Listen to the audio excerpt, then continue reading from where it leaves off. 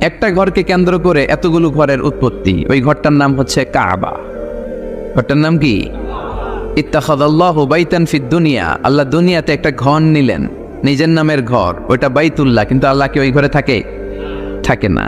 কিন্তু আল্লাহ ঘোষণা দিয়েছেন এটা উনার ঘর, এটা এত বরকতময় ঘর, পৃথিবীর অনেক মানুষের হাত এই ঘরের মধ্যে পড়েছে। ফেরেশতারা প্রথমে এই ঘর তৈরি করেছে। আবার এই ঘরের একেবারে উপরে বাইতুল মামুর নামে একটা ঘর আছে না নাই? আমরা কাবার চারদিকে তাওয়াফ করি, ফেরেশতারা তাওয়াফ করে বাইতুল মামুরের চারপাশে। 70,000 করে ফেরেশতা ঢুকে ইবাদত করে বের হয়ে যায়। Up to the day of judgement, কিয়ামত পর্যন্ত আর কেউ আরেকবার ওই বাইতুল মামুরে ঢোকার সুযোগ পায় না। কোন সুবহানাল্লাহ। তার ঠিক বরাবর নিচে আমাদের কাবা। প্রথমে এই কাবাকে তৈরি করলো ফেরেশতারা, তারপর তৈরি করলো সাইয়েদনা আদম, ওনার হাত লাগলো। সাইয়েদনা নূহ আলাইহিস সালামের সময় এমন প্লাবন হলো, বন্যা, ফ্লাড, ড্রাস্টিক্যালি ফ্লাড, সব ভেঙে চুরে শেষ, কাবাও শেষ। নূহ আলাইহিস সালাম নেমে আবার বানালেন। এরপর বানালেন ইব্রাহিম আলাইহিস সালাম। পড়েন সুবহানাল্লাহ। আল্লাহ একটা ফ্রেম দিলেন, ইব্রাহিম এতটুকু উঁচু করবা আমার ঘরটা নেই, এতটুকু প্রশস্ত করবা, এতটুকু লম্বা করবা। কিন্তু উনি তো এত লম্বা না, এত লম্বা করবে কেমনে? নাগাল পায় না, বানানোর পরে দাঁড়িয়ে আছে, আর উপরের দিকে উঠতে পারে না। আল্লাহ বললেন, don't worry about it, I am sending a beautiful stone from paradise. আমি জান্নাত থেকে একটা স্পেশাল পাথর পাঠিয়ে দিচ্ছি ইব্রাহিম, ওইটার উপরে দাঁড়াও, উপরে উঠতে মন চাইলে উঠে যাবে, নিচে নামতে মন চাইলে নেমে যাবে। মাকাম ইব্রাহিম, জান্নাত থেকে আসা ওই পাথর কাবা ঘরের পাশে আজও আছে না নাই? উনি দাঁড়ালেন, উপরে ওঠা দরকার উঠে যেত অটোমেটিক, নিচে নামা দরকার নেমে যেত। উনিও কাবাঘর বানালেন, ওনার কলিজার টুকরা ইসমাইলও বানালো। কি বাপ আর কি বেটা! কাবাঘর ঝাড়ু দিলেন, তাহেরা বাইতি আলি তাইফিনা ওয়াল আকিফিনা ওয়ার রুকআইস সুজুদ। নবী হয়ে কাবা ঝাড়ু দিতে পারে, মসজিদ ঝাড়ু দিতে পারে, কিন্তু আমরা মসজিদ ঝাড়ু দিতে চাই না। এরকম আছে না নাই? মসজিদেরি ঝাড়ু বারদার ও কামারে হাত, শোনো আমার মুনাজাত, শোনো শোনো ইয়া ইলাহি আমার মুনাজাত, শোনো আমার মুনাজাত। পড়েন আমিন। এজন্য মসজিদের জন্য দরদ থাকার দরকার আছে না নাই? কাজী নজরুল আল্লাহর কাছে দোয়া করলেন, আল্লাহ মসজিদের পাশে আমার কবর করে দিও। কবুল করলেন কে? মসজিদেরি পাশে আমার কবর দিও ভাই, যেন গোরে হতেও মুয়াজ্জিনের আযান শুনতে পাই। আমার গোরের পাশে দিয়ে ভাই নামাজিরা যাবে, পবিত্র সেই পায়ের ধ্বনি এ বান্দা শুনতে পাবে। গোরা যাবে হতে গুনাহগার পাইবে রে হাই, মসজিদেরি পাশে আমায় কবর দিও ভাই। কত মুমিন নামাজি ভাই মসজিদাঙ্গিনাতে, আল্লাহর নামের জিকির করে লুকিয়ে গভীর রাতে।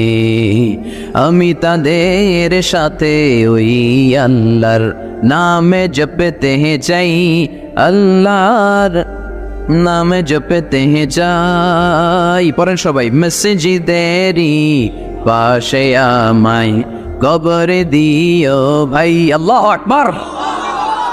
কি কবি ছিলেন? কৃষকের কবি, মজুরের কবি, ধনীর কবি, গরিবের কবি, মুসলমানদের কবি কাজী নজরুল ইসলাম আজীবন ইসলামের পক্ষে লিখেছেন, আজীবন বিশ্বনবীর পক্ষে লিখেছেন, আজীবন কোরআনের পক্ষে লিখেছেন। এজন্য তার শেষ দোয়াটাকে কবুল করে নিয়েছে কে? মসজিদের পাশে ওনার কবর আছে না নেই? কোথায়? ঢাকা বিশ্ববিদ্যালয়ে। গেছেন আপনারা? চমৎকার মসজিদ এই পাশে, কিন্তু ওনার কবরের উপর বসে আবার বাদাম খায়, কবতে আছে না নেই? এক ছেলে এক মেয়ে বাদাম খায়। এগুলো থেকে আমাদেরকে বেঁচে থাকতে হবে, এই ক্রাইসিস থেকে আমাদেরকে বের হয়ে আসতে হবে। ইসলামে যে কৃষ্টি কালচার, তাহজিব, তামাদ্দুন আল্লাহ আমাদেরকে দিয়েছে, এটাতে বরকত বেশি না কম? সাইয়েদনা ইব্রাহিম বানালেন, ইসমাইল বানালেন, বিশ্বনবী নিজেও বানালেন। বিশ্বনবী নিজেও এই কাবাঘরের নির্মাণ কাজ করেছেন। কাবাঘর যখন ভেঙে গেল, মক্কার কুরাইশরা ডিসাইড করলো আমরা কাবা বানাবো। পাথর লাগবে, কোত্থেকে? ওই জায়গা থেকে পাথর নিয়ে আসবো। সবাই পাথর আনতে শুরু করলো। কোরাইশ ছেলেরা বললো, আমরা বাদ যাবো কেন, আমরাও আনবো। ছোট্ট ছোট্ট বাচ্চারা লুঙ্গি খুলে, লুঙ্গিটার এরকম ভাঁজ করে চাঁদের মধ্যে রেখে এটার উপরে একটা পাথর নিয়ে নিয়ে তারা আনতে লাগে। সব বাচ্চারা আনে একটা পাথর। কয়টা? আর লুঙ্গি খোলা। লুঙ্গি কি? বিশ্বনবীও ছোট্ট, কিন্তু উনি লুঙ্গি খোলেন না। সুবহানাল্লাহ বলবেন না?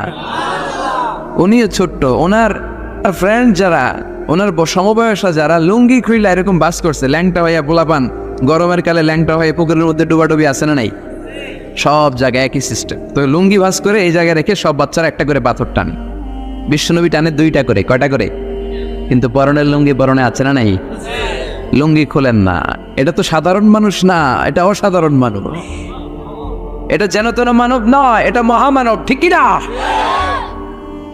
আপনি ব্রিটিশ মিউজিয়ামে ঢুকবেন, সাদা পাথরের ফলকে লেখা, as a father, as a teacher, as a lawgiver, as a lawmaker, as a reformer of the society, as a commander, as a messenger, Muhammad is the superman of the world. সুবহানাল্লাহ বলেন।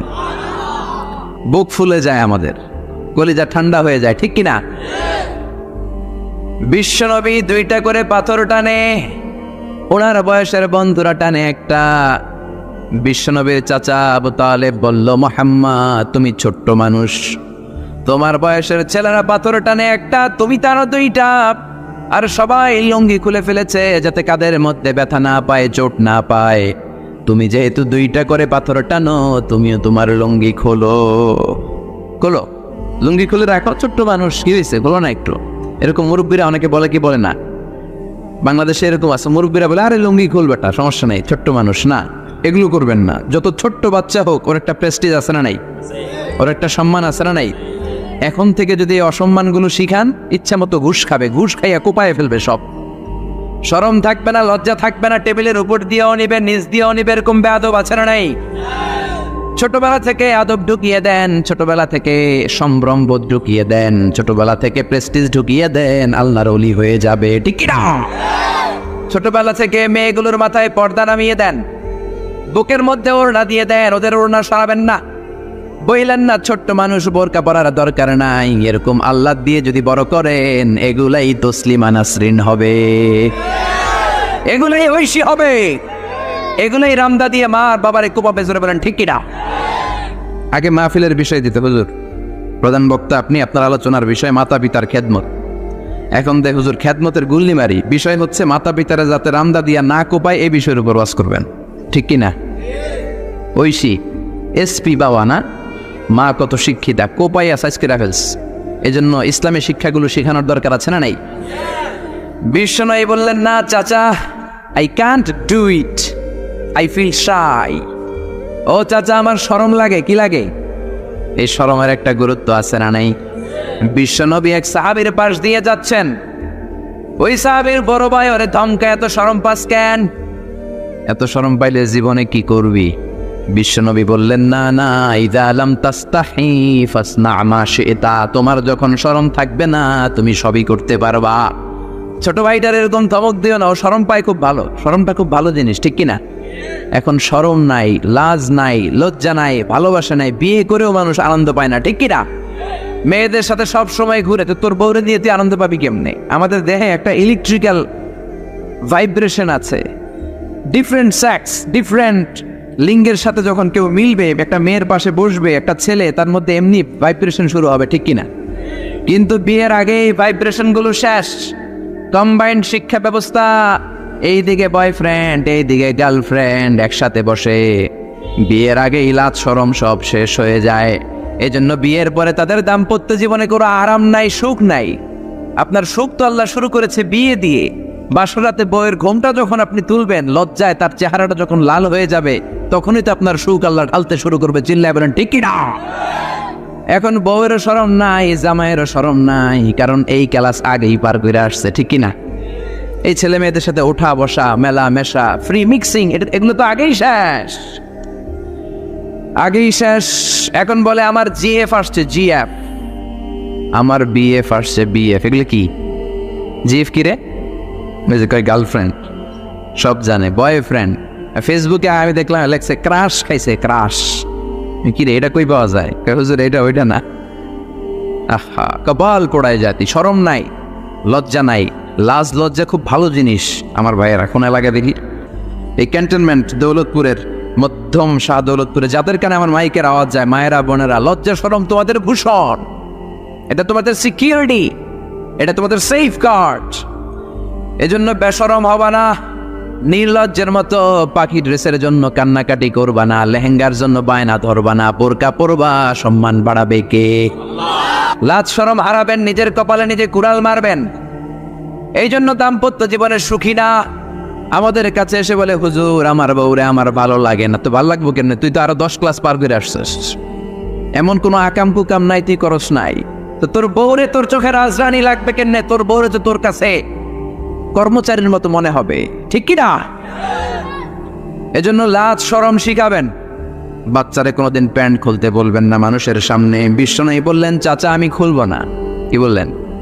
চাচা I feel শাই, আমার লজ্জা লাগে, আমি খুলবো না। আবু তালেব ছাড়ার পাত্র না। না রে ভাতিজা, ছোট্ট মানুষ, তুই বুঝোস না, তোর কষ্ট হয়। বিশ্বনবী কয় কষ্ট হয়, তারপরেও খুলবো। এত লাজুক ছিলেন এই লোকটা। কুমারী নারীর চেয়েও বিশ্বনবী বেশি লাজুক ছিলেন, সুবহানাল্লাহ। এই জন্য নারীরা বিশ্বনবীর কাছে প্রশ্ন করতে আসতো না, লজ্জায়। বিশ্বনবীও লজ্জা পায়, নারীরাও লজ্জা পায়। প্রশ্ন হবে, উত্তর হবে। এই জন্য আল্লাহ বললেন, নবী সাহাবারা আপনার কাছে আসে, প্রশ্ন করে, দৈনন্দিন জীবনের জীবন ঘনিষ্ঠ বিষয়গুলো জেনে যায়, নারীরা আসতে পারে না। এই জন্য আমি আপনার বিবির সংখ্যা বাড়িয়ে দিলাম, সব নারীরা আপনার বিবির কাছ থেকে মাসালা জেনে নিবে। অনেকে বলে বিশ্বনবী নারীর দেহভোগ করার জন্য 13টা বিয়ে করছে। কপাল পোড়া, কপাল পোড়া। আমার নবীর ইতিহাসই জানে না। বিশ্বনবীর প্রথম বিয়েটা ছিল 25 বছরের বয়সে। কত বছর? ওনার বয়স ছিল 25। বিয়ে করেছেন সাইয়েদাতুনা খাদিজাকে, ওনার বয়স ছিল 40। তখন বিশ্বনবী তাগড়া যুবক, 25 বছর বয়স। কেমন যুবক? যিনি মক্কার সবচেয়ে বড় কুস্তিগিরকে ডান হাতে তুলে মাটির মধ্যে 3টা আছাড় মেরেছেন। বিশ্বনবী বলতেন, আমার হাতে 40 জন জান্নাতি লোকের শক্তি দিয়েছে কে? ওই শক্তিশালী পুরুষরা। বয়স যখন তার 25, রক্ত গরম তাগড়া যুবক, বিয়ে করলেন 40 বছরের এক মহিলা। বিশ্বনবীর সব বিয়ে ছিল বিধবাদেরকে আশ্রয় দেওয়ার জন্য, একটা মাত্র বিয়ে ছাড়া, সেটাও আকাশের উপর থেকে বিয়ে পড়িয়েছে কে? জান্নাতি রেশমের কাপড়ের মধ্যে আয়েশার চেহারা এনে জিব্রাইল বললেন, মেয়েটারে কেমন লাগে? নবী বললেন, ভালো লাগে। তার 1 সপ্তাহ পরে আবার ছবি এনে বললেন, ও নবী, আবু বকরের মেয়ে, আল্লাহ সরাসরি বিয়ের প্রস্তাব পাঠিয়েছেন। বিশ্বনবী বললেন, জিব্রাইল তুমি যদি বিয়ের ঘটক হও, আল্লাহ যদি হয় কাজী, আমি মুহাম্মদ রাজি। হয়ে গেল বিয়ে। বিশ্বনবী 50 বছরের আগ পর্যন্ত সেকেন্ড ম্যারেজ করে নাই। সুবহানাল্লাহ কইতে বলছেন না মিয়া? কপাল পোড়া। এরা বলে নারী লোভী মুহাম্মদ 13টা বিয়ে করেছে। নাস্তিকেরা বলে পড়েন নাউযুবিল্লাহ। 4টা কারণে বিশ্বনবীর এতগুলো বিয়ে হয়েছে। জোরে বলেন কয়টা? একটা হচ্ছে এডুকেশনাল কজ, একটা হচ্ছে লিগ্যাল কজ, একটা হচ্ছে সোশ্যাল কজ, আর একটা হচ্ছে পলিটিক্যাল কজ। এডুকেশনাল কজ যেটা প্রথমে বললাম, নবীর কাছ থেকে শিখতে আসতো পুরুষেরা, নারীরা শিখতে পারে না, মাসালা জানতে পারে না। আল্লাহ বললেন, বেশি করে বিয়ে করো, মাসালাগুলো তোমার বেবিদের কাছে জানাও, হায়েজ নেফাজের মাসালা, বিয়ে করলে স্বামী স্ত্রীর দাম্পত্য জীবনের মাসালা। ও নবী, তুমিও বলতে লজ্জা পাও, নারীরা শুনতে লজ্জা পায়, তোমার বিবিদের কাছ থেকে এসে এসে শিখে যাবে রে নবী। 1 নম্বর কজ এডুকেশনাল। 2 number legal. অনেকে ছেলে দত্তক রাখে, পালক পুত্র। খবরদার, পালক পুত্র কোনোদিন আপনার আপন পুত্র হতে পারে। যায়েদ বিন হারেসাকে বিশ্বনবী ছেলের মতো রাখলেন। সবাই বলতে আরম্ভ করলো, যায়েদ বিন মুহাম্মদ, মুহাম্মদের ছেলে যায়েদ। আসলে কি মুহাম্মদ সাল্লাল্লাহু আলাইহি ওয়াসাল্লামের ছেলে? না, হারেসার ছেলে। এইটা বোঝানোর জন্য যায়েদ বিন হারেসা যখন জাইনাব বিন জাহাশকে তালাক দিলেন, বিশ্বনবী বললেন, তুমি তোমার পালক পুত্রের বউকে এখন বিয়ে করবা। সুবহানাল্লাহ। Legal cause, to inform the society the legal rule of Islam. ইসলামের রুলিং শেখানোর জন্য পালক পুত্রের বউ তালাক পাওয়ার পরে বাবা বিয়ে করতে পারে। সুবহানাল্লাহ কোন? আর জোরে কোন? 2টা গেল। 3 নাম্বার সোশ্যাল কারণে আমার নবী ছিলেন সামাজিক। সামাজিকতার বন্ধনকে শক্ত করার জন্য কিছু বিয়ে করলেন। কেমন? বিশ্বনবীর রাইট হ্যান্ড, ডান হাত ছিল আবু বকর। আল্লাহ বললেন, তোমার যেহেতু ডান হাত, বিয়েটা করলে তো আরো শক্ত হবে ডান হাত, ঠিক কি না? আবু বকরের মেয়ের সাথে বিয়ে। বিশ্বনবীর লেফট হ্যান্ড, বা হাত ছিল ওমর। ওমরের এক বউ হাফসারে বিয়ে করলেন, এও তালাক খাওয়া। ডান হাত বাম হাত, এই যে সোশ্যাল কারণে বিশ্বনবী বিয়ে করলেন। চার খলিফার প্রথম দুইজন বিশ্বনবীর শ্বশুর, পরের দুইজন বিশ্বনবীর জামাই।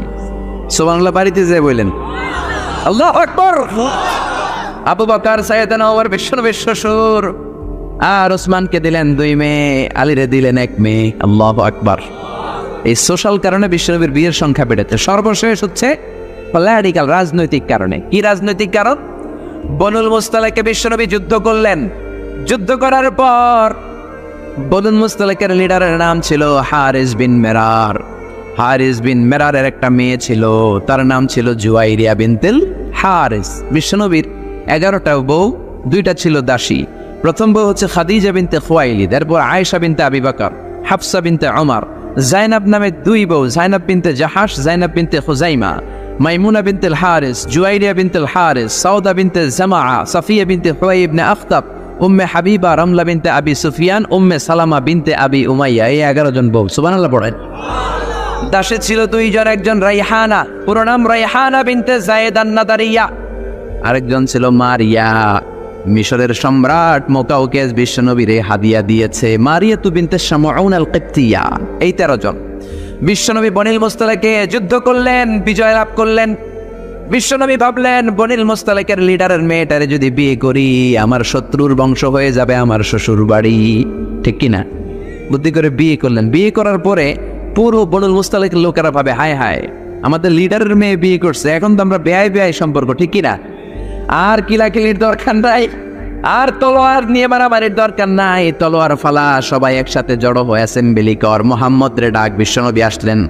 এবার সবাই বলল, মুহাম্মদ আমাদেরকে পড়িয়ে দাও লা ইলাহা ইল্লাল্লাহু মুহাম্মাদুর রাসূলুল্লাহ। দেহ ভোগের জন্য মুহাম্মদ একটা বিয়ে করে নাই, বলেন ঠিক কিনা?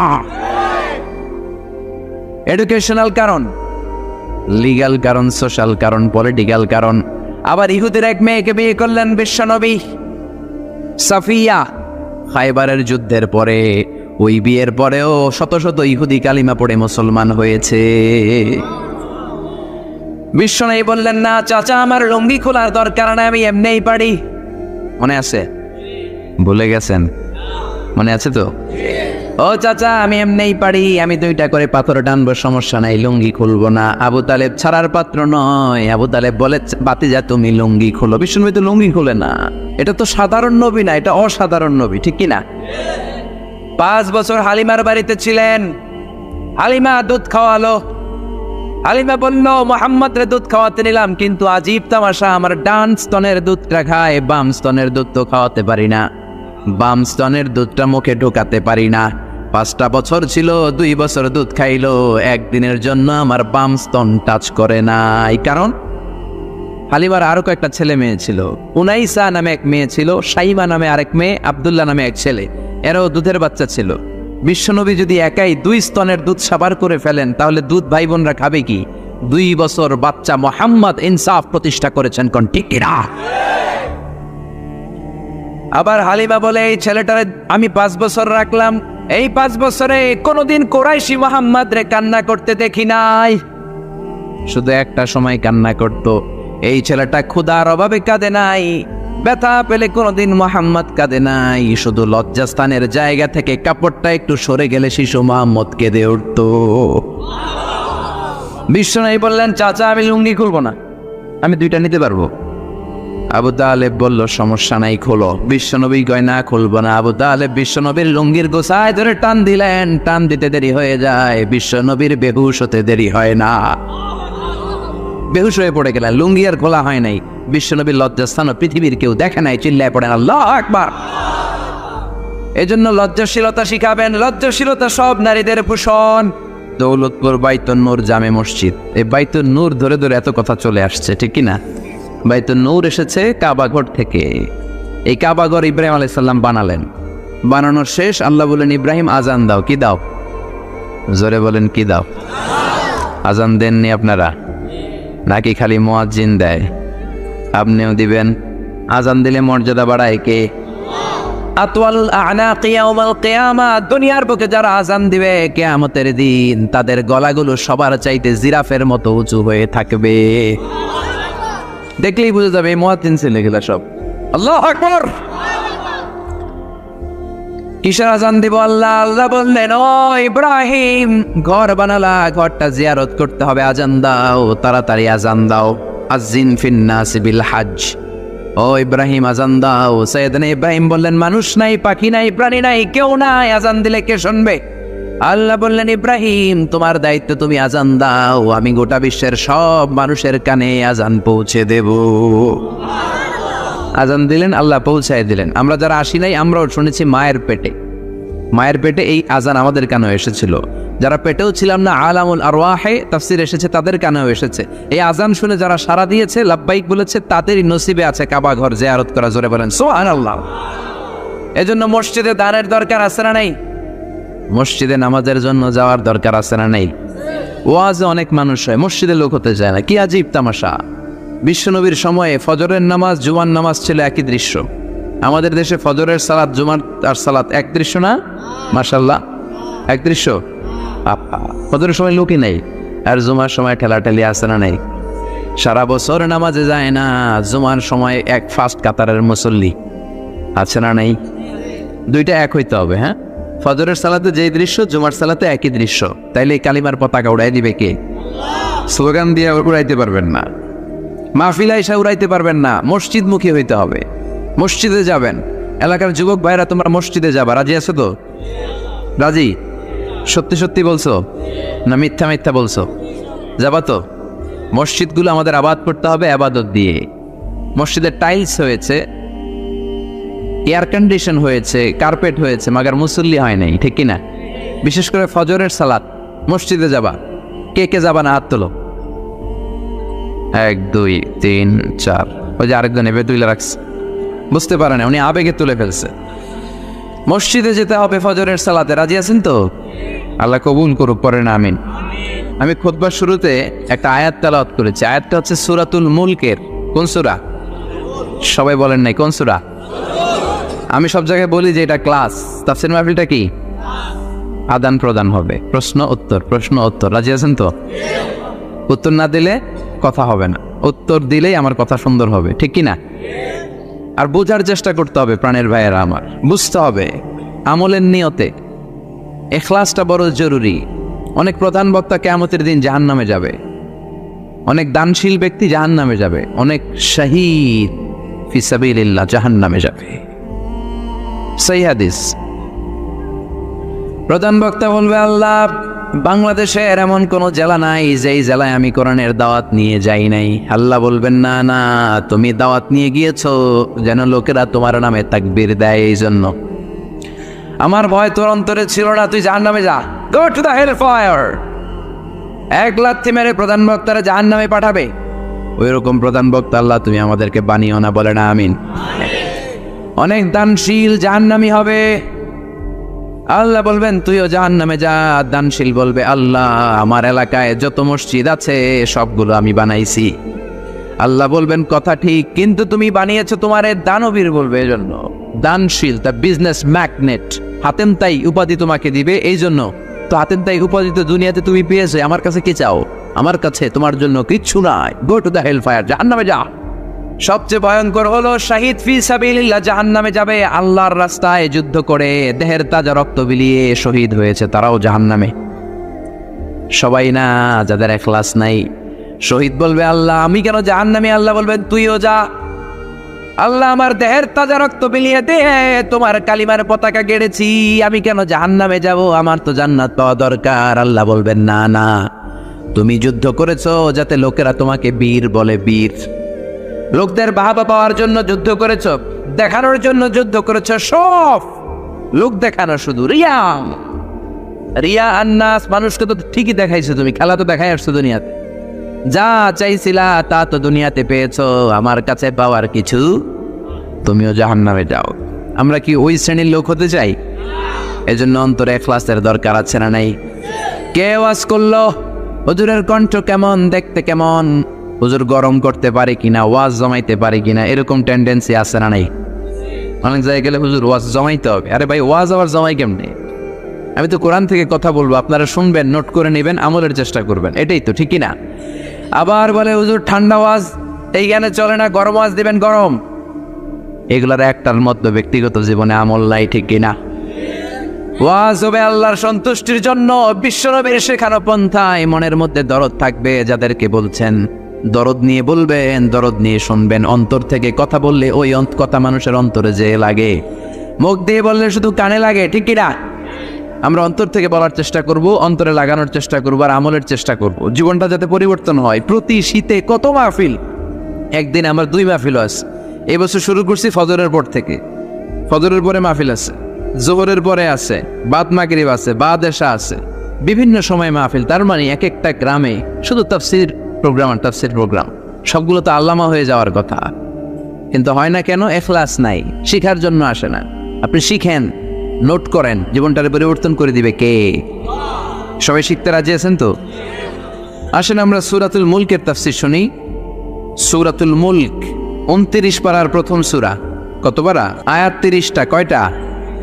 মাক্কি সূরা। মাক্কি না মাদানী? রুকু 2টা। জোরে বলেন কয়টা? এটা অনেক বরকতের সূরা, অনেক বরকত। বিষ্ণুই বলেছেন মানে আতুন মিন আযাবিল কবর। মুস্তাদরাকুল হাকিমের হাদিস, বিশ্বনবী বলেন আল মানিআতু মিন আযাবিল কবর ইন্না ফিল কুরআনি সূরা। কোরআনে একটা সূরা আছে যেটা কবরের আযাব থেকে বাঁচিয়ে দেয়। সুবহানাল্লাহ, বাড়িতে যেয়ে বলবেন আল মানিআতু মিন আযাবিল কবর, কবরের আযাব থেকে বাঁচায়। কবরের আযাব থেকে বাঁচার দরকার আছে না নাই? নাকি আমরা কেউ কবরে যাব না? দাদা গেছে, বাবা গেছে, আপনাকেও যেতে হবে, ঠিক কিনা? কিন্তু আমাদের লাইফস্টাইল দেখলে মনে হয় না যে আমরা কবরে যাব। খালি আমার আমার বলি, বুক ফুলায় বলি এটা আমার, আমার উন্ডা, আমার গাড়ি, কোথায় আলামু, ঠিক কিনা? খালি বড়াই করি, সাহস দেখাই, বেটাগিরি দেখাই। তোর চেয়েও বড় বেটা ছিল কি ছিল না? নমরুদ গোটা বিশ্বের বাদশা ছিল, একদিনের জন্য একটা হাসি দেয়া লাগে নাই, সর্দি হয় নাই, জ্বর হয় না, এত ভালো ভালো খাবার খাইতো। ওই নমরুদ চিৎপটান, ঠিক কিনা? ওই ফেরাউন চিৎপটান, আর তুমি কোন সলিমদ্দি আর কলিমদ্দি? এই জন্য কবরে যেতে হবে। এইটা আমার, ওইটা আমার, সব আমার, সব আমি খামু, সব আমি খামু। পেট হইছে দূর, হ্যাঁ সব খাইব, কপাল পোড়া। আমার আমার বলবেন না। জিজ্ঞেস যদি করি ভাই বাড়িটা কার, কয় আমার বাড়ি। বুক ফুলায় কয় আমার বাড়ি, 3 তলা বাড়ি, ঘুষের টাকা দিয়া বানাইছি, আছে না নাই? আমার বাড়ি আমার, আমার গাড়ি। কেমন করে তোমার বাড়ি? তোমার বাবাও যখন এই বাড়িতে থাকতো সেও বলতো এটা আমার বাড়ি। তোমার দাদাও যখন থাকতো সেও বলতো আমার বাড়ি। তোমার দাদার দাদার দাদাও যখন এই বাড়িতে থাকতো সেও বলতো এটা আমার বাড়ি, ঠিক কিনা? আপনি মরে যান, আপনার ছেলে যখন থাকবে, কেউ যখন জিজ্ঞেস করবে ভাই সাহেব বাড়িটা কার, বলবে আমার। বলবে না? বলবে না? নাকি কইবে আমার দাদার বাড়ি? কেউ বলে? এরপর আপনার নাতির নাতির নাতিও যখন এই বাড়িটাতে থাকবে, যখন সবাই জিজ্ঞেস করবে বাড়িটা কার, বলবে আমার বাড়ি। সবকিছুর মালিক কে? এজন্য কবরে আমাদের যেতে হবে, কবরের প্রিপারেশন নিতে হবে। বিশ্বনবী বললেন মানে আতুন মিন আযাবিল কবর। এই সূরাতুল মুলক যে প্রতিদিন তেলাওয়াত করবে তাকে কবরের আযাব থেকে বাঁচাবে কে? এবার তিরমিজির একটা হাদিস শুনেন। তিরমিজির বিশ্বনবী বললেন শাফাআত লি সাহিবিহা। এই সূরাটা, এই সূরার তেলাওয়াতকারীর জন্য কিয়ামতের দিন সুপারিশ করবে। খুশি না বেজার? ও মিয়া, কোরআন যদি আল্লাহর কাছে কারোর জন্য সুপারিশ করে, ওই সুপারিশ আল্লাহ ফেলতে পারবে নাকি? প্রধানমন্ত্রী শেখ হাসিনার কাছে যদি অর্থমন্ত্রী সুপারিশ করে, কারোর জন্য ফেলতে পারবে?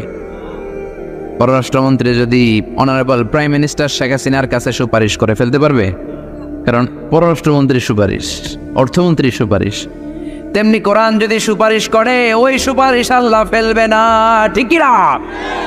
সহিহুল জামেতে আরেকটা হাদিস এসেছে, বিশ্বনবী বলেন খাসামাত আন সাহিবিহা।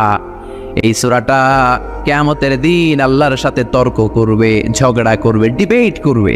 আল্লাহর সাথে তর্ক, কত সাহস! কি নিয়ে তর্ক? বলবে আল্লাহ যতক্ষণ না তুমি এই সূরার তেলাওয়াতকারীকে জান্নাতে না ঢুকাবা, আমি তর্ক করতেই থাকবো। আল্লাহু আকবার। হাত্তা দাখালাহুল্লাহুল জান্নাতা, যতক্ষণ আল্লাহ তারে জান্নাত না দেয় ততক্ষণ পর্যন্ত এই সূরাটা ঝগড়া করবে। আবার বিশ্বনবী বলতেন মান ক্বারা বিহা ফি লাইলাতিন ফাকাদ আকসারা ওয়া আতাবা। যে ব্যক্তি রাত্রেবেলায় এই সূরাতুল মুলক তেলাওয়াত করে ঘুমাবে, সারা রাত কোরআন তেলাওয়াতের সওয়াব তার আমল নামায় দিবে কে? এজন্য বিশ্বনবী বলতেন, আমি চাই আমার প্রতিটা উম্মতের হৃদয়ে এই সূরাটা গাঁথা থাক। আমি চাই আমার প্রতিটা উম্মতের কলিজার ভিতর এই সূরাটা মুখস্থ থাক।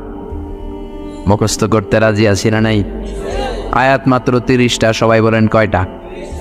এক মাসে কয় দিন? প্রতিদিন এক আয়াত করে মুখস্থ করলে লাগবে কয় দিন?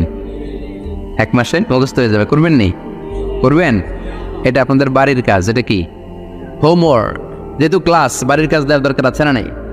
মুখস্থ করে ইমাম সাহেবের কাছে যাবেন, আজহারি হুজুর বাড়ির কাজ দিয়েছে, বাড়ির কাজ নেন। আমার সূরাতুল মুলক মুখস্থ হয়েছে, আপনি শোনেন। পড়বেন তো? মা বোনেরা, আপনাদের যাদের কানে আমার মাইকের আওয়াজ যায়, সূরাতুল মুলক মুখস্থ করবেন, নিজেরা পড়বেন, বাচ্চাকে শোনাবেন। কত সুন্দর হতে পারে আপনার ফ্যামিলিটা। ছেলে বলবে, মা আমার 5 আয়াত মুখস্থ হয়েছে, তুমি কদ্দুর আগাইলা? মা বলবে, আমার হয়েছে 7 আয়াত। বাবা বলবে, আমি তো চাকরির কারণে পারি নাই, আমি করছি মাত্র 2 আয়াত। এরকম ফ্যামিলি চাই কি চাই না? চাই কি চাই না? এই সূরাটা এত বরকতের সূরা, সূরা আপনার চোখ খুলে দিবে। দিস সূরা is an eye opener for you. আপনার চোখ খুলে দিবে, আপনার ঘুমন্ত বিবেককে জাগিয়ে তুলবে, আপনার চিন্তার জগতে আলোড়ন সৃষ্টি করবে। একদল কপাল পোড়া আছে, এগুলো হচ্ছে নাস্তিক। আমরা আল্লাহরে বিশ্বাস করি, আমরা আস্তিক। যারা বিশ্বাস করে না তারা কি? এরা কে? আমরা আল্লাহরে বিশ্বাস করি না, আমরা অনেক জ্ঞানী। এরা বলে আমরা আল্লাহরে মানি না, কারণ আনসিন ইজ নাথিং। যেটা দেখি না ওটা বিশ্বাস করি না, বলে না? কপাল পোড়া, মিথ্যাবাদী। অনেক কিছু দেখে না কিন্তু বিশ্বাস করে। Do you see the air in the atmosphere?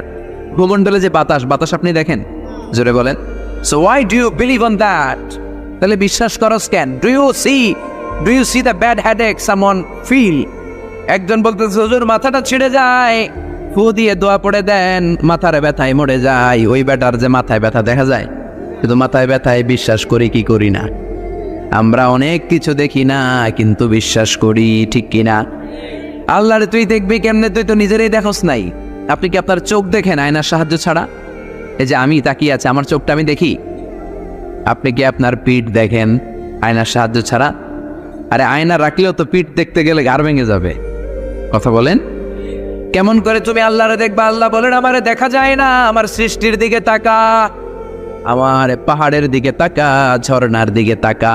ঝর্ণা ঝর্ণা ঝর্ণা রে, বলনা বলনা বলনা রে, কার বিরহে পাগল পাড়া তুই, কার মিলনে ফুল ফসলে ভরা রে তোর দুকুল ভুই, কার মিলনে ফুল ফসলে ভরা রে তোর দুকুল ভুই। ঝর্ণা ঝর্ণা ঝর্ণা রে, বলনা বলনা বলনা রে, কার বিরহে পাগল পাড়া তুই।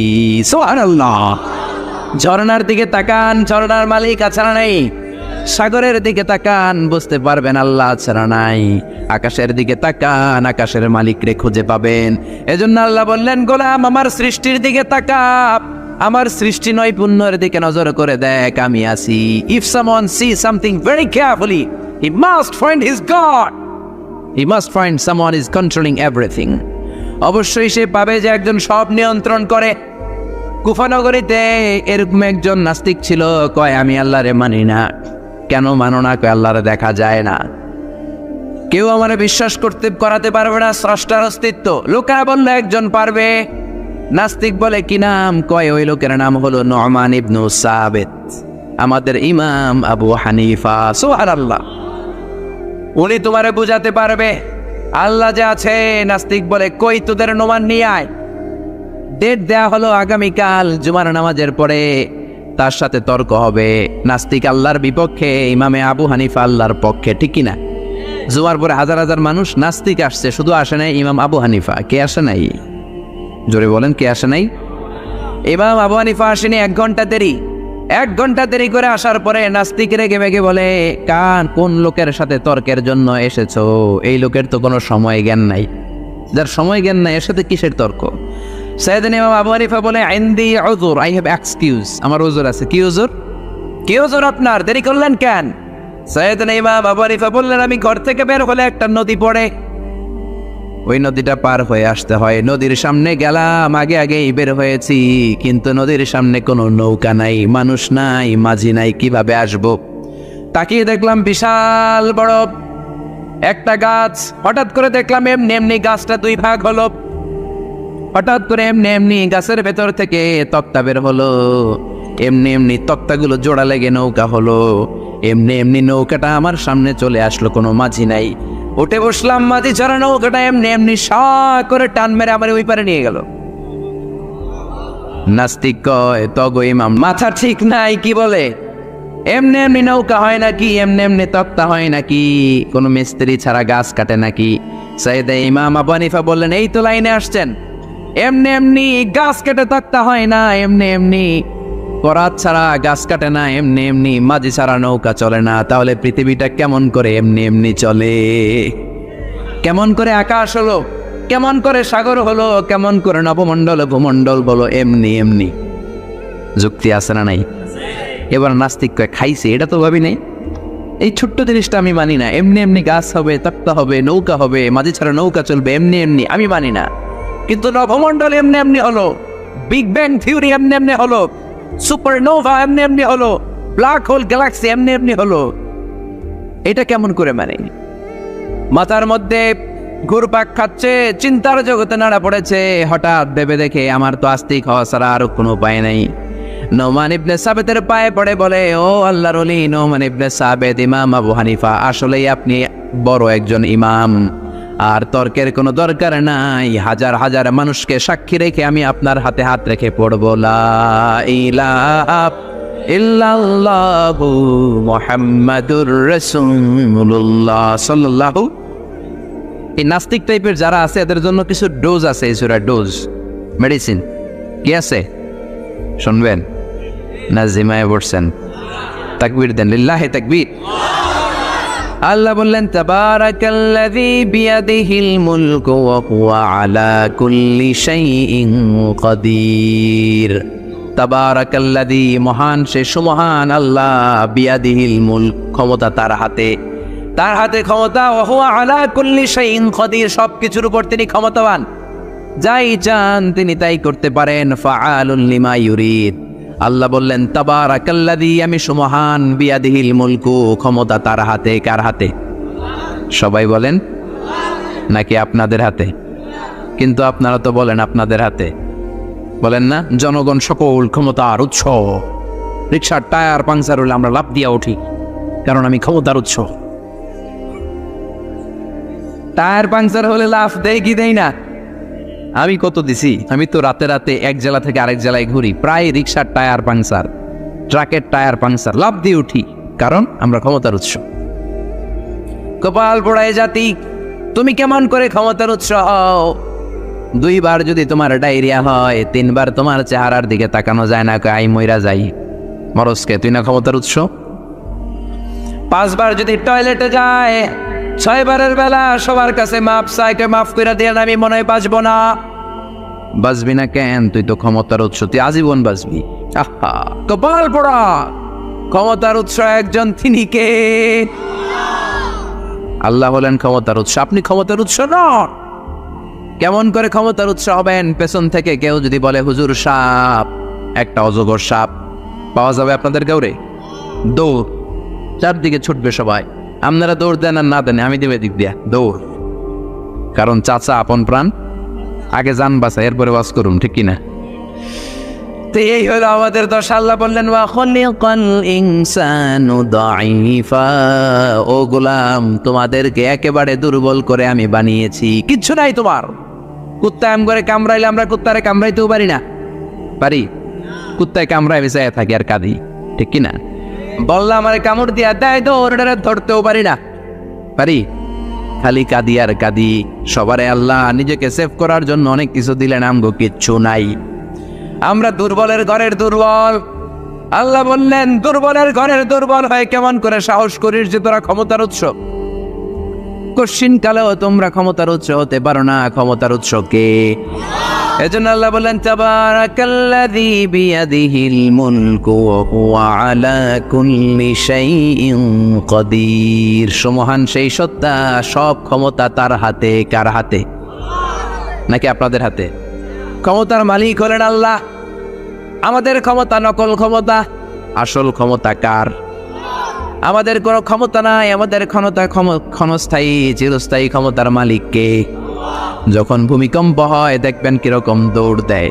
দৌড় দেয় কারণ হচ্ছে তোমার কোনো ক্ষমতা নাই, তুমি দুর্বল, দুর্বলের ঘরের দুর্বল তুমি।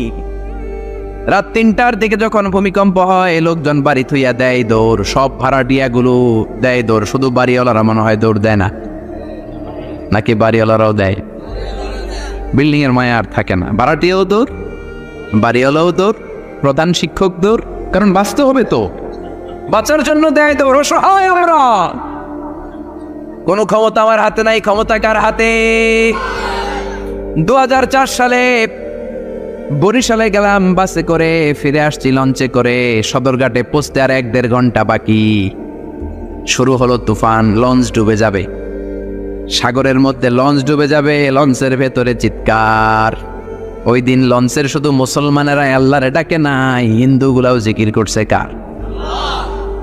সারেং বলল জানলা খুলে দেন, পর্দা নামায় দেন, বাতাস পাসিং হইলে হয়তো লঞ্চ বেঁচে যাবে।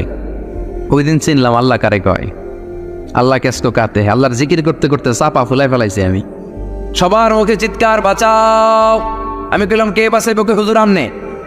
দাঁড়িয়ে দেখছো তো, হুজুর আমনে বাঁচাইবেন।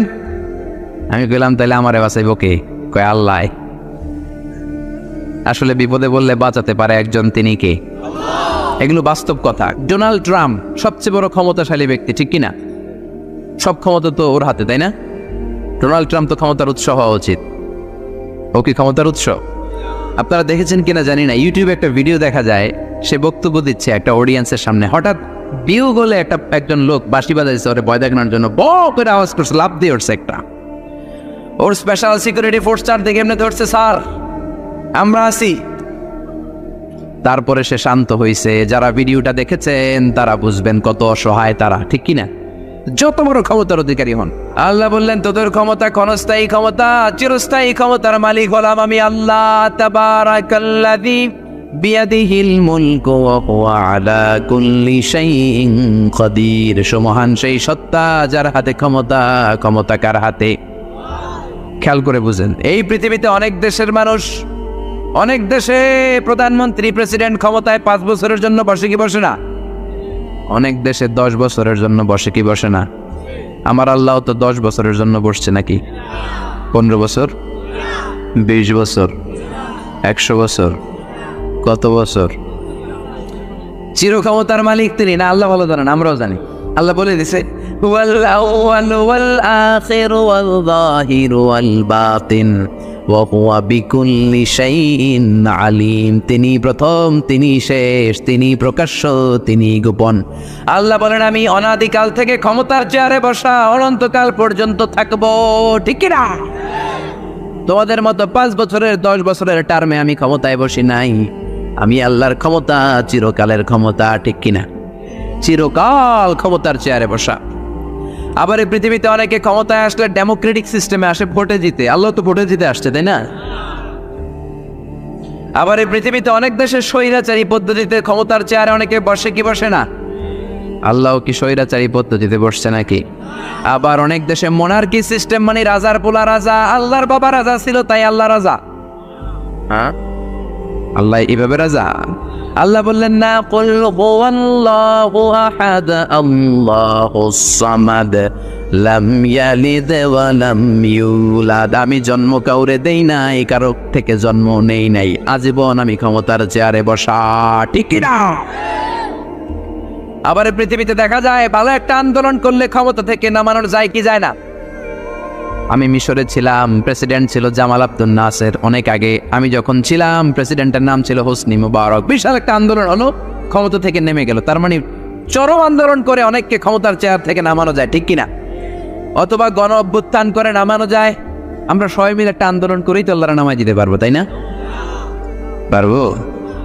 আমরা সবাই যদি আন্দোলন করি, আমাদের সাথে যদি যোগ দেয় জিনের দলের জিন, ফেরেশতারাও যদি কয় আমরাও আছি আপনাকে দলে, আল্লাহরে আর আমরা ক্ষমতায় দেখতে চাই না, ওনারা তো নামানো যাবে, যাবে? সবাই মিলেও ওনারা নামানো যাবে? আল্লাহ বলেন আন্নাকুম গায়রু মুজিজিল্লাহ। ও গোলাম, গোলামের ঘরের গোলাম, তোরা আমার গোলাম, আমরা কি? আরো জোরে বলে। বিশ্বনবী নিজের পরিচয় দিতেন, আল্লাহ আমরা আপনার গোলাম, গোলামের ঘরের গোলাম, বান্দির ঘরের গোলাম। নিজের সবসময় গোলাম বলবেন। কার গোলাম? আল্লাহ বললেন, ও গোলামের দল, গোলামের বাচ্চা, আন্নাকুম গায়রু মুজিজিল্লাহ, খবরদার সবাই মিলে তোরা আন্দোলন করলে আমার এক শিকি ক্ষমতাও তোরা কমাতে পারবি। এজন্য আল্লাহ বললেন, তাবারাকাল্লাযী বিয়াদিহিল মুলকু ওয়া হুয়া আলা কুল্লি শাইইন কাদির। সুমহান সেই সত্তা যার হাতে সব ক্ষমতা, তিনি সব পারেন। খেয়াল করে বুঝবেন, আবার পৃথিবীতে অনেক দেশের ক্ষমতার চেয়ারে যারা বসা, অনেক বয়স হয়ে যাওয়ার কারণে স্বেচ্ছায় অবসরে যায় কি যায় না? রিটায়ারমেন্ট আছে না নাই? বয়সের ভারে নুজ্জ হয়েছে, আর দায়িত্ব পালন করতে পারে না, অবসরে যায়। আল্লাহর তো অনেক বয়স হয়ে গেছে, এবার অবসরে যাওয়া দরকার। রিটায়ারমেন্টে যাবে না কিছুদিন পর? যাবে যাবে ওনার কোনো রিটায়ারমেন্ট নাই, উনি ক্লান্ত হয় না, শ্রান্ত হয় না, ঘুম ধরে না, ওনার তন্দ্রাও নাই। লা তাখুযুহু সিনাতু ওয়ালা নাওম, আমার ঘুম নাই, আমার তন্দ্রা নাই। আবার বললেন, ওয়ালা ইয়াউদুহু হিফযুহুমা ওয়া হুয়াল আলিয়্যুল আযীম। আকাশ জমিন নিয়ন্ত্রণ করতে আমি আল্লাহ বিন্দু মাত্র ক্লান্ত হই না। সুবহানাল্লাহ। বোঝা গেল এই ক্ষমতাটা আল্লাহর চিরদিনের, কর্তৃত্ব, পাওয়ার, সভরাইনটি, অথরিটি আজীবনের জন্য, ঠিক কি না? সে আল্লাহ বললেন, গোলাম, তাবারাকাল্লাযী বিয়াদিহিল মুলকু ওয়া হুয়া আলা কুল্লি শাইইন কাদির। ক্ষমতা আমার হাতে, আমি ক্ষমতার চেয়ারে বসাই আবার নামাই। যারা এখন গোটা বিশ্বের ক্ষমতার চেয়ারে আছে, বসিয়েছে কে? কুলিল্লাহুম্মা মালিকাল মুলকি তুতিল মুলকা মান তাশাউ ওয়া তানজিউল মুলকা মিম্মান তাশা ওয়া তুইজ্জু মান তাশাউ ওয়া তুযিল্লু মান তাশাউ বিয়াদিকাল খায়র ইন্নাকা আলা কুল্লি শাইইন কাদির। ও আল্লাহ, আপনি ক্ষমতার মালিক, যারে চান ক্ষমতা দেন, যারে চান ক্ষমতা থেকে নামান। ডোনাল্ড ট্রাম্প আমেরিকার ক্ষমতার চেয়ারে বসিয়েছে কে? আবার গাদ্দারি করলে লাথি মেরে নামায় দিতে পারে কে? আল্লাহ বললেন, ক্ষমতার মালিক আমি। কোনোদিন বলবি না যে তোরা ক্ষমতার মালিক, আর বলবেন জনগণ সকল ক্ষমতার উৎস। বলবেন সকল ক্ষমতার উৎস কে? আমরা বললাম আল্লাহ, বুঝলাম আপনি ক্ষমতার মালিক, আর কিসের মালিক আমাদেরকে জানান। আল্লাহ বললেন, আল্লাযী খালাকাল মাউতা ওয়াল হায়াতা লিয়াবলুয়াকুম আইয়ুকুম আহসানু আমালা ওয়া হুয়াল আজিজুল গফুর। আমি এমন আল্লাহ, আমি জীবনের মালিক, মরণেরও মালিক। জীবনেরও মালিক, মরণেরও মালিক। তিনি কে? জীবন দেয় কে? মরণ দেয় কে? রব্বি আল্লাযী ইউহয়ী ওয়া ইউমীত। আমার আল্লাহ এমন আল্লাহ, তিনি জীবন দেন, তিনি মরণ দেন। আবার জীবন মরণের মাঝখানে তিনি একটা জিনিস রেখেছেন, যেটার নাম হলো রূহ। নাম কি? সবাই বলেন। রূহ দেখছেন তো না আপনারা? কে কে দেখেছেন? দাদা যখন মরে গেছিল দেখছেন কোন দিক দিয়ে বের হয় রূহটা? দাদি যখন মরছে কোন দিক দিয়ে বের হয় দেখছেন? আব্বা যখন মরছে কোন দিক দিয়ে বের হলো দেখেছেন নাকি? দেখা যায় না। জীবন মরণের মাঝখানে আল্লাহ রূহ দিলেন। এই রূহ আছে। মিজানুর রহমান আনসারী হাত নাড়ায়, কোরআন তেলাওয়াত করে, হাসে, কাঁদে। আপনাদের ভেতর রূহ আছে, আপনারাও হাসেন, নড়েন, চড়েন। রূহটা যখন বের হয়ে যাবে, লাশ হয়ে আমরা পড়ে যাব, ঠিক কি না? রূহ যতদিন থাকে ততদিন দেহটা জিন্দা। রূহ যখন শূন্যে উড়াল দেয়, দেহটা তখন হয় মুর্দা, ঠিক কি না? আল্লাহ বললেন, দুইটার মাঝখানে আমি রূহ রাখলাম। মক্কার কুরাইশরা জিজ্ঞেস করল, আব্দুল্লাহর বেটা মুহাম্মদ, রূহ কারে বলে? তুমি দাবি করেছো তুমি নাকি নবী। তুমি যদি নবী হও, রূহ কারে বলে বলো। বিশ্বনবী বলেন না, আকাশের দিকে তাকান, কারণ আমার নবী নিচ থেকে কিছু বলতেন না। গ্রিন সিগন্যালের অপেক্ষায় আছেন, উপর থেকে যদি ওহী আসে বিশ্বনবী উত্তর দিবেন। আল্লাহ বললেন, কুলির রূহু মিন আমরি রাব্বি ওয়া মা উতীতুম মিনাল ইলমি ইল্লা কালিলা। ও নবী, আপনি বলে দেন রূহটা আমার আদেশ। রূহটা কার আদেশ? কথা বলেন, রূহটা কার আদেশ? আল্লাহর আদেশে ঢুকে আল্লাহর আদেশে বের হয়। আল্লাহ ছাড়া এই ব্যাপারে কেউ জানে না, ঠিক কি না? আল্লাহ বললেন, ওমা উতীতুম মিনাল ইলমি ইল্লা কালিলা। তোমাদের জ্ঞান একেবারে কম। কলিল, কলিল মানে অল্প। সবাই বলেন, কলিল মানে কি? অল্প তোমাদের জ্ঞান। এই কলিলের ব্যাখ্যা কি? সাইয়েদনা মুসা আলাইহিস সালাম সাইয়েদনা খিজির আলাইহিস সালামের সাথে সাগরের মধ্যে ভ্রমণ করে, নৌকা দিয়ে নৌকার মধ্যে এসে বসেছে চড়ুই পাখি। চড়ুই পাখি ঠোঁট দিয়ে সাগর থেকে পানি খায়, পানি খাওয়ার কারণে ঠোঁটের মধ্যে পানি লেগে যায়। খিজির আলাইহিস সালাম বললেন, ও মুসা, পানি খাওয়ার কারণে চড়ুই পাখির ঠোঁটের মধ্যে যতটুকু পানি লেগেছে এই পানিটা গোটা বিশ্বের সব মানুষের জ্ঞান, আর সাগরের সব পানি জলরাশিগুলো হলো আমার আল্লাহর জ্ঞান। কালিল, অল্প জ্ঞান। আল্লাহ বললেন, খবরদার রুহুর পিছনে দৌড়াবি না, রুহুর পিছনে ছুটবি না, ছুটে কোনো লাভ নাই। রুহু কোন দিক দিয়ে ঢুকে কোন দিক দিয়ে বের হয় কেউ জানে না, একজন ছাড়া, তিনি কে? আপনি আজীবন রুহুর পিছনে দৌড়াইয়াও রুহু বের করতে পারবেন, কারণ রুহু ঢুকে কার অর্ডারে, বের হয় কার অর্ডারে।